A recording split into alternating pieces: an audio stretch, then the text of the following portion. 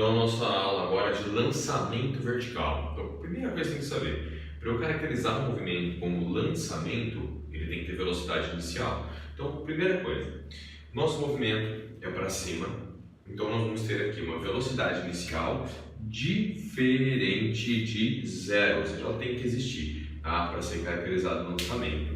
E nosso movimento começa exatamente com a orientação sendo indicada para cima, o movimento para cima.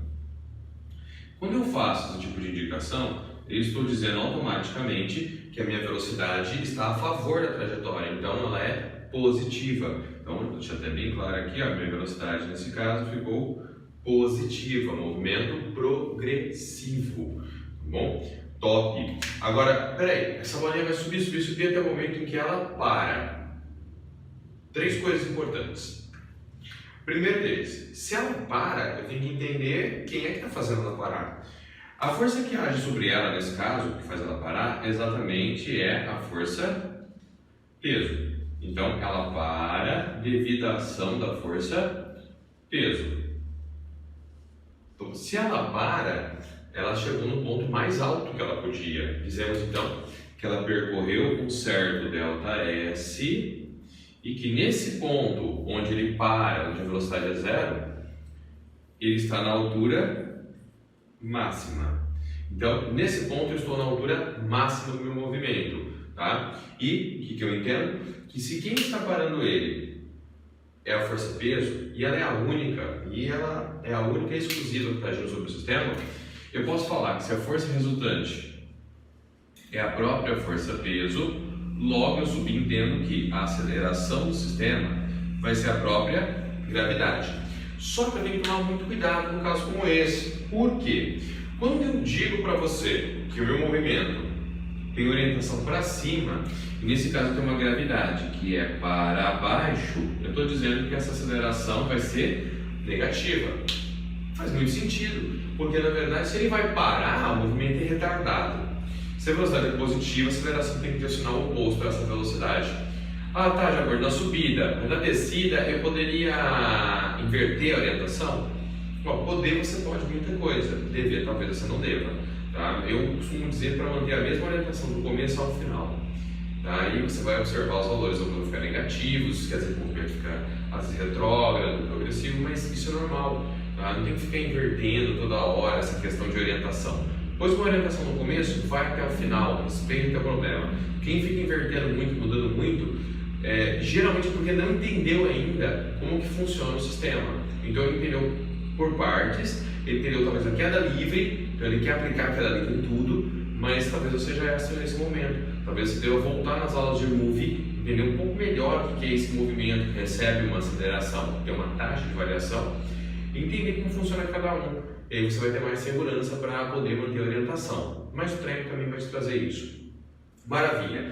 Feito isso, as equações ainda são as mesmas equações de Move, tá? Igual nós fizemos na queda livre. Só tem que tomar cuidado com alguns pontos. Primeiro, eu vou fazer a análise dessas equações pensando no ponto de altura máxima. Então, tá? Considerando, vou colocar aqui para você, considerando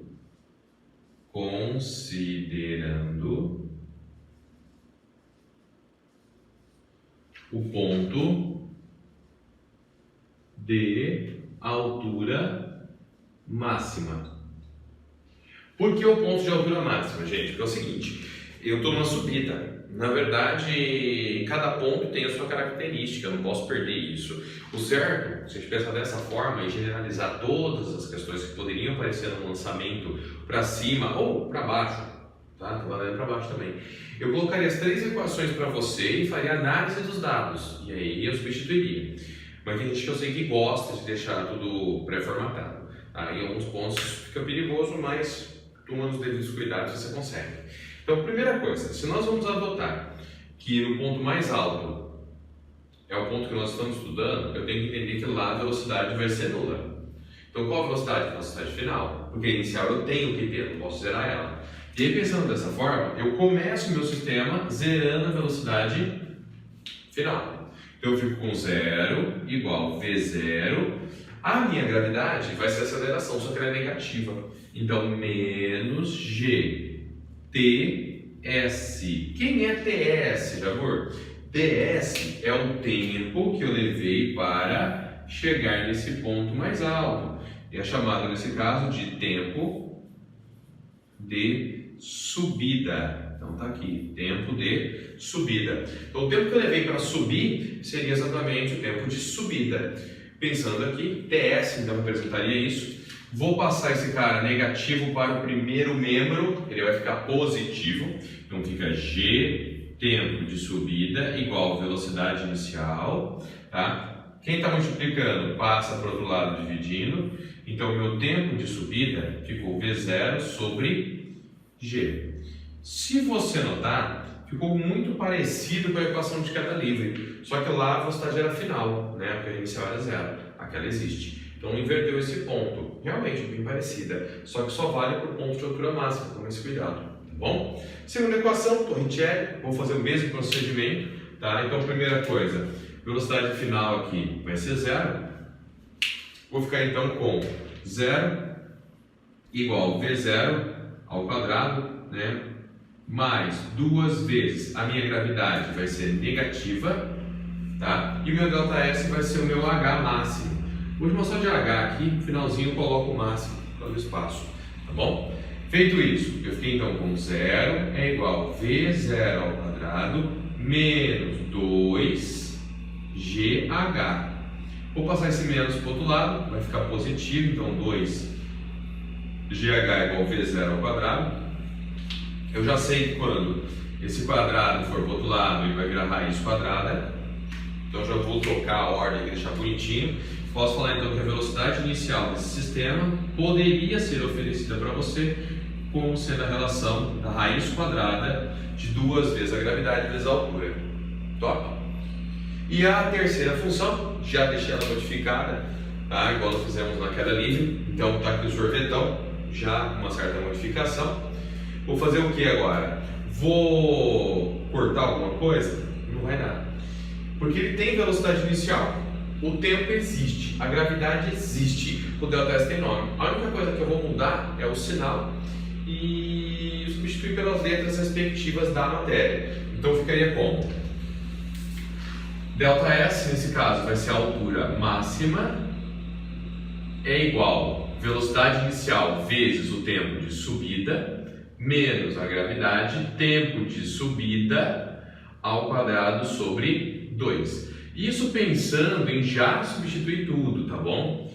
Eu poderia, por exemplo, ter ficado com a equação do sorvetão e substituir só na hora da aplicação, que eu acho mais interessante. Mas isso é uma questão de cada um, você escolhe o teu caminho, o teu jeito, tá? Então essas são as funções básicas que nós temos no lançamento vertical para cima, tá? Jabur, eu poderia comparar isso aí também, usando a relação de Torricelli, só que ao contrário? Poderia sim. Só que você tem que tomar cuidado, você teria que saber o tempo. Né? Você não consegue dizer qual que é o equivalente de cada posição, de cada espaço, né? Você tem que saber o tempo total para dividir ele em porções respectivamente dentro do que Galileu propôs, né? Aí nesse caso seria aqui 5x, 3x e x.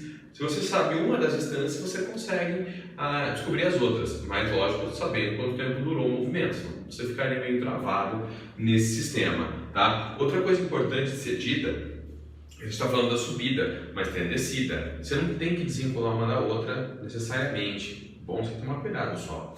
É importante dizer o seguinte. Primeiro, vocês me perguntam, o mesmo tempo que ele vai levar para subir é o mesmo que ele leva para descer?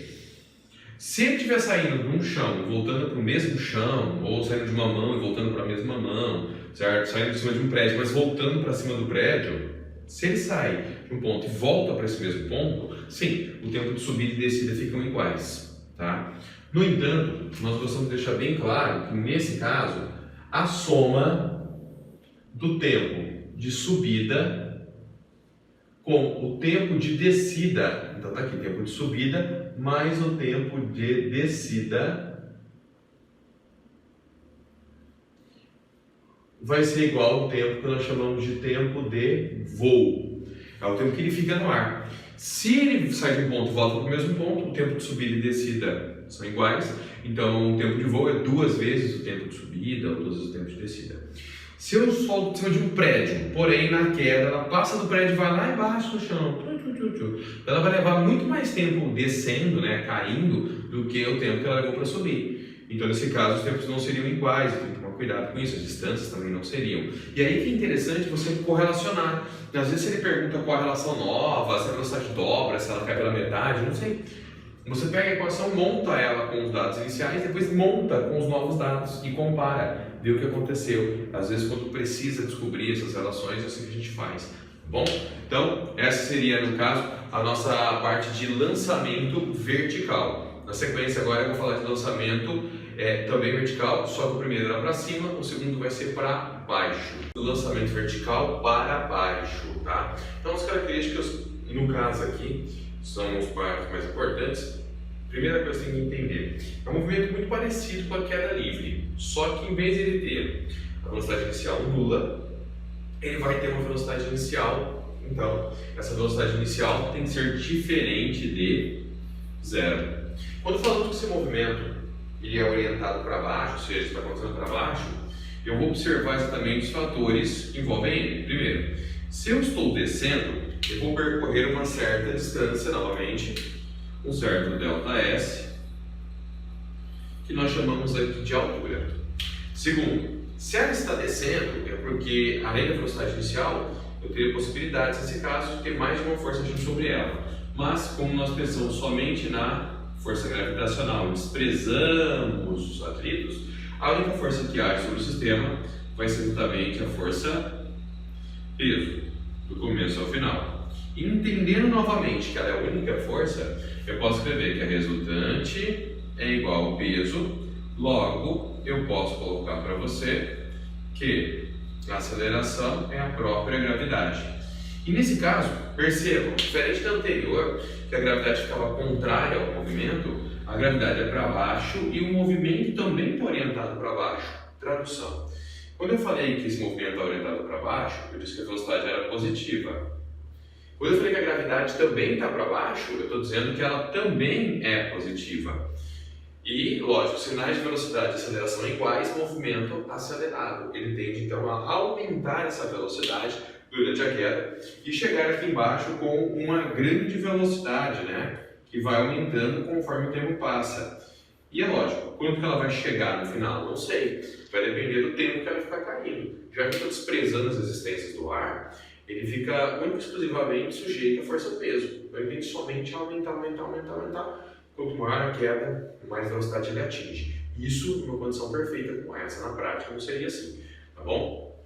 Feito isso, eu também posso colocar para você, tranquilidade, que o tempo que ele vai levar para cair, nesse caso, nós chamamos ele de tempo de descida, né? Pode reparar que aqui eu faço muita questão que esse tempo que ele leva para descer tenha esse nome, tempo de descida. Por quê? Porque ele não está caindo, ele já tinha uma velocidade inicial. Então, a partir do momento que ele já tinha velocidade, a gente fala que ele está descendo, tá? E não caindo. Queda quando ele é abandonado da velocidade igual a zero. Tá? Não é o caso. E as equações? Bem, eu coloquei para você as 3 equações aqui de move. Reparem que eu não fiquei definindo, fazendo definições de esse tal que cairia zero, porque aqui não tem ninguém novo. Não vai ter inversão de sinal. O máximo que você pode fazer é mudar as letrinhas para falar da matéria. E eu acho que seja o caso nessa parte. Então, pega as 3 equações de move, vê como elas funcionam, saiba como chama o ΔS, o tempo, nada além disso. Saiba que no lançamento de vertical para baixo, a velocidade tem que ser diferente de zero, que a aceleração é a gravidade. Sabendo isso, você monta o seu problema com grande excelência. Ok? Abraço e até o próximo vídeo.